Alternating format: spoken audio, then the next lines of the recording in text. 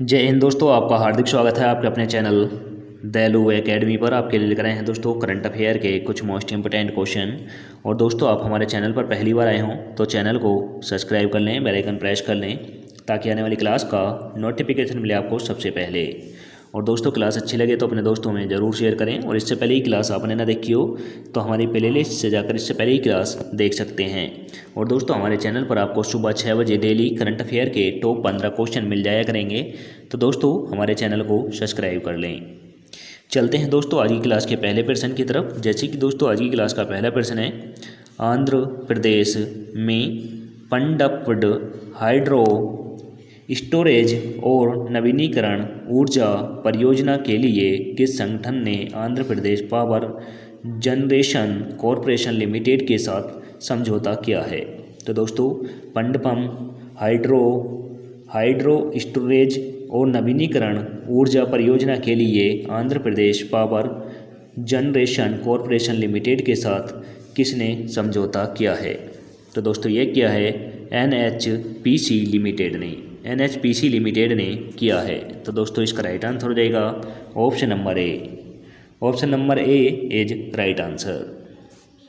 अब चलते हैं अगले प्रश्न की तरफ। जैसे कि दोस्तों, अगला प्रश्न है, कौन सी संस्था भारत की पहली कार्बन निगेटिव गैरीसन या संस संरचना बन गई है? तो दोस्तों, कौन सी संस्था ऐसी है जो भारत की पहली कार्बन निगेटिव गैरीसंस बन गई है? तो दोस्तों, ऐसी संस्था है military engineer college. Military engineer college ऐसी पहली संस्था भारत की बनी है। तो दोस्तों, इसका राइट आंसर हो जाता है option number D. Option number D is right answer.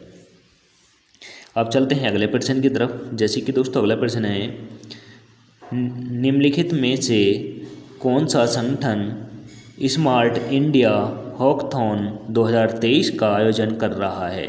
तो दोस्तों, स्मार्ट इंडिया हॉकथॉन 2023 का आयोजन कौन सा संगठन कर रहा है? तो दोस्तों, यह कर रहा है अखिल भारतीय तकनीकी शिक्षा परिषद। अखिल भारतीय तकनीकी शिक्षा परिषद इसका आयोजन कर रहा है। तो दोस्तों, इसका राइट आंसर हो जाएगा option number D. Smart India hackathon 2023 का आयोजन अखिल भारतीय तकनीकी शिक्षा परिषद कर रहा है।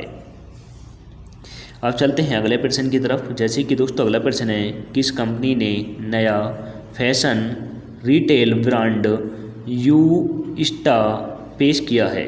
तो दोस्तों, यू स्टा किस फैशन रिटेल ब्रांड ने लॉन्च किया है? तो दोस्तों, यह क्या है दोस्तों, रिलायंस इंडस्ट्रीज लिमिटेड ने। रिलायंस इंडस्ट्रीज लिमिटेड ने यू स्टा लॉन्च किया है। तो दोस्तों, इसका राइट आंसर हो जाता है option number D. Option number D is right answer. अब चलते हैं अगले प्रश्न की तरफ। जैसे कि दोस्तों, अगला प्रश्न है, लक्ष्यपेक्ष चंद्र मिशन पर कौन सी अंतरिक्ष एजेंसी भारतीय अंतरिक्ष एजेंसी यानी अनुसंधान संगठन के साथ सहयोग करेगी?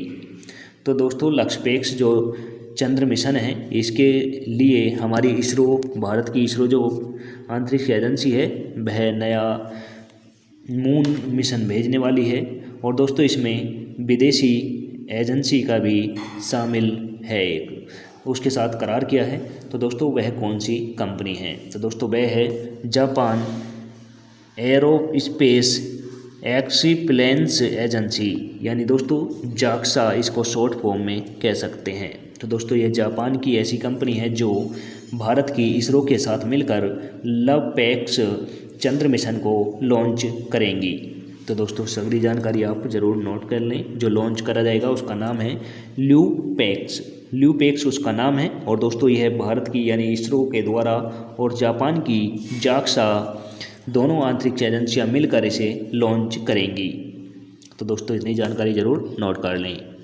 अब चलते हैं अगले प्रश्न की तरफ। जैसे कि दोस्तों, अगला प्रश्न है, निम्नलिखित में से कौन सा राज्य स्मार्ट सिटी मिशन में सर्वश्रेष्ठ राज्य के रूप में मान्यता दी गई? तो दोस्तों, स्मार्ट सिटी मिशन के तहत कौन सा राज्य सर्वश्रेष्ठ राज्य है? तो दोस्तों यह है मध्य प्रदेश राज्य। मध्य प्रदेश राज्य स्मार्ट सिटी मिशन के तहत सर्वश्रेष्ठ राज्य के रूप में मान्यता दी गई है। तो दोस्तों इसका राइट आंसर हो जाएगा option number C. Option number C is right answer.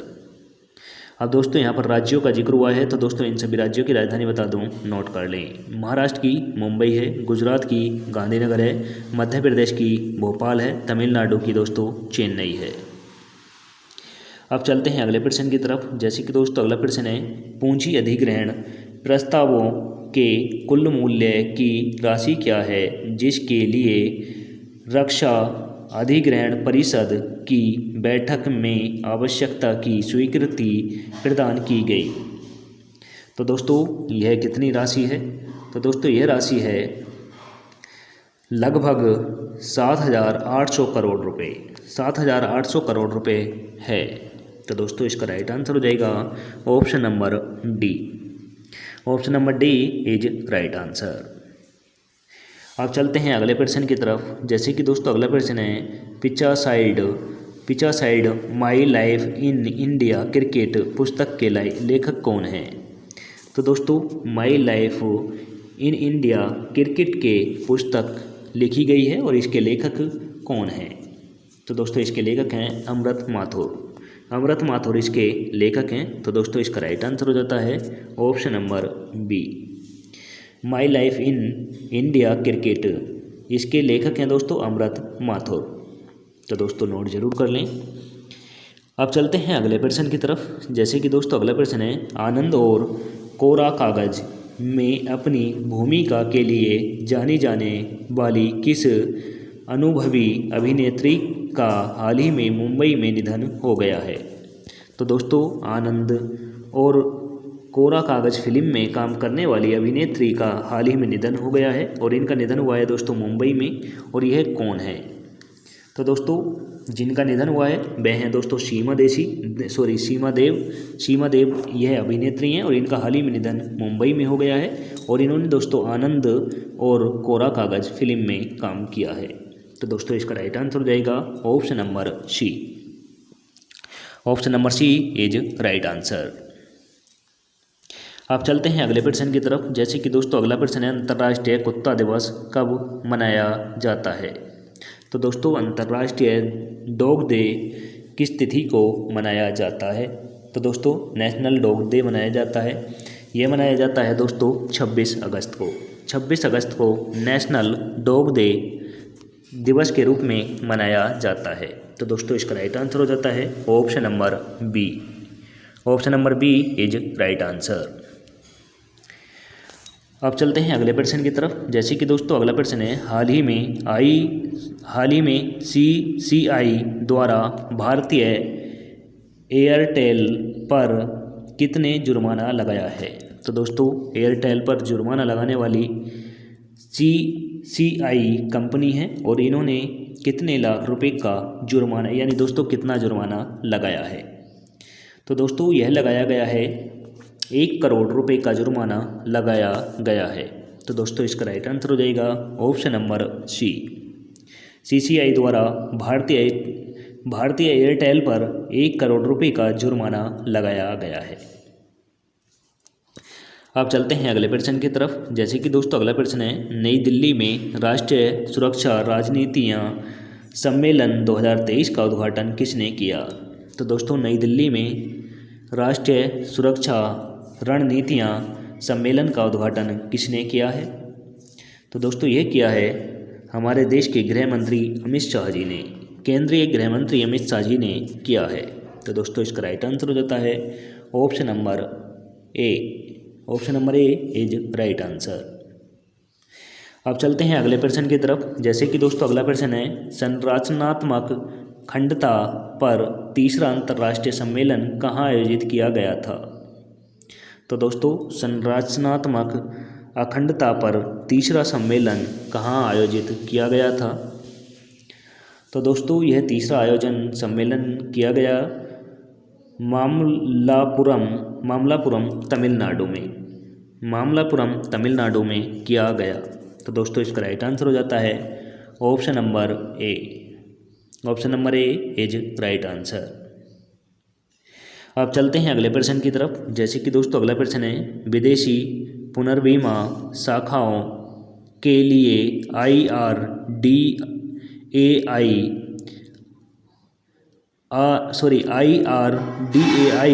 द्वारा निर्धारित नई न्यूनतम पूंजी आवश्यकता क्या है?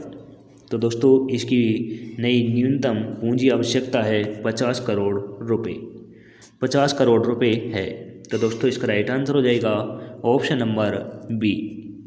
Option number B is right answer. अब चलते हैं अगले प्रश्न की तरफ। जैसे कि दोस्तों अगला प्रश्न है, केंद्र सरकार निम्नलिखित में से किस केंद्र शासित प्रदेश या शहर में न्याय तक पहुंच सुनिश्चित करने के लिए एक टेली लॉ 2.0 ऐप लॉन्च करने की योजना बना रही है? तो दोस्तों एक टेली लॉ 2.0 ऐप लॉन्च करने की कौन सी जगह पर लॉन्च करेगी केंद्र सरकार? तो दोस्तों यह करेगी नई दिल्ली में। नई दिल्ली में केंद्र सरकार न्याय तक पहुंच सुनिश्चित करने के लिए एक टेली लॉ ऐप लॉन्च करेगी। तो दोस्तों इसका राइट आंसर हो जाएगा ऑप्शन नंबर सी। केंद्र सरकार एक टेली लॉ 2.0 ऐप लॉन्च करेगी और यह दोस्तों कहाँ पर करेगी? यह करेगी दोस्तों दिल्ली में। यह दिल्ली में करेगी। अब चलते हैं अगले प्रश्न की तरफ। जैसे कि दोस्तों अगला प्रश्न है, निम्नलिखित में से किस राज्य सरकार ने 18 अटल आवासीय विद्यालयों की स्थापना को मंजूरी दी है? तो दोस्तों किस राज्य की सरकार ने 18 अटल आवासीय विद्यालयों को स्थापना की मंजूरी दी है? तो दोस्तों यह दी है उत्तर प्रदेश सरकार ने। उत्तर प्रदेश सरकार ने अटल आवासीय विद्यालयों को मंजूरी दी है। तो दोस्तों इसका राइट आंसर हो जाएगा option number D. Option number D is right answer. अब दोस्तों यहाँ पर राज्यों का जिक्र हुआ है, तो दोस्तों इन सभी राज्यों की राजधानी बता दूं, नोट कर लें। मध्य प्रदेश की भोपाल है, महाराष्ट्र की मुंबई है, हरियाणा की चंडीगढ़ है, उत्तर प्रदेश की लखनऊ है। अब चलते हैं अगले प्रश्न की तरफ। जैसे कि दोस्तों अगला प्रश्न है, पंचायती राज संस्थाओं के लिए ऑनलाइन भुगतान अनिवार्य बनाने के लिए गुजरात सरकार द्वारा लॉन्च किए गए सॉफ्टवेयर का नाम क्या है? तो दोस्तों ऑनलाइन भुगतान अनिवार्य बनाने के लिए गुजरात सरकार ने एक ऐप लॉन्च किया है, सॉफ्टवेयर लॉन्च किया है। उस सॉफ्टवेयर का नाम क्या है? तो दोस्तों सॉफ्टवेयर का नाम है पंचायती राज लेख सूचना प्रणाली स्वचालन, यानी दोस्तों इसे शॉर्ट फॉर्म में कह सकते हैं प्रायशः इसका शॉर्ट फॉर्म हो जाएगा। तो दोस्तों इसका right answer option number A हो जाएगा। अब चलते हैं अगले प्रश्न की तरफ। जैसे कि दोस्तों अगला प्रश्न है, निम्नलिखित में से किस राज्य ने 1000 मिलीलीटर क्षमता से कम प्लास्टिक की पानी की बोतल के उपयोग और उत्पादन पर प्रतिबंध लगाया? तो दोस्तों किस राज्य की सरकार ने 1000 मिलीलीटर क्षमता से कम प्लास्टिक की पानी की बोतल बनाने पर प्रतिबंध लगाया है? तो दोस्तों ऐसा करने वाली सरकार है असम की सरकार। असम सरकार ने इस पर प्रतिबंध लगाया है। तो दोस्तों इसका राइट आंसर हो जाता है option number B. Option number B is right answer. अब दोस्तों यहाँ पर भी राज्यों का जिक्र हुआ है, तो दोस्तों इन सभी राज्यों की राजधानी भी बता दूं, नोट कर लें। पंजाब की चंडीगढ़ है, असम की दिसपुर है, उत्तर प्रदेश की लखनऊ है और दोस्तों हरियाणा की भी चंडीगढ़ है। अब चलते हैं आज की क्लास के लास्ट क्वेश्चन की तरफ। इसके बाद दोस्तों टेस्ट वाला क्वेश्चन कराएंगे जिसका आंसर आपको कमेंट करके देना होगा। तो दोस्तों लास्ट क्वेश्चन है, अंतर्राष्ट्रीय मुद्रा कोष के अनुसार जर्मनी के लिए वर्तमान आर्थिक दृष्टिकोण क्या है? तो दोस्तों अंतर्राष्ट्रीय मुद्रा कोष के अनुसार जर्मनी के लिए वर्तमान आर्थिक दृष्टिकोण क्या है?